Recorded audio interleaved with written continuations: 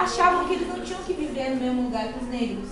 Então eles fizeram várias leis, várias proibições lá que os negros não podiam ir para as praças, nem para os correios, nem para as praias. Na época da minha avó, da minha bisavó, ela falou que quando ela ia no cinema, assim, o vento levando. Assim, um lugar era só com os negros, o outro era só com as pessoas normais, assim, e em cima era só com os ricos. Então, tem muita segmentação, né? Racismo. Então, só que o apartheid, ele é um momento lá na história da África do Sul em que o Nelson Mandela falou, vamos parar com essa besteira de ficar separando todo mundo, né? Os brancos e os negros são iguais, são seres humanos.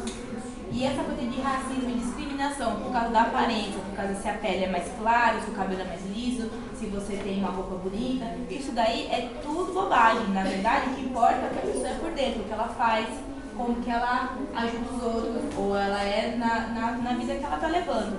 Então, isso é uma coisa que a gente vive até hoje, e a gente acaba fazendo piadinhas na escola, com os amiguinhos, e essas coisas vão ficando dentro das pessoas, elas sofrem, a gente não vê, mas elas sofrem e elas acreditam, né? Vocês vão ver outras coisas aqui sobre isso. Então, a apartheid foi esse momento. Eu fui em praias ali em que tinha placas somente para brancos.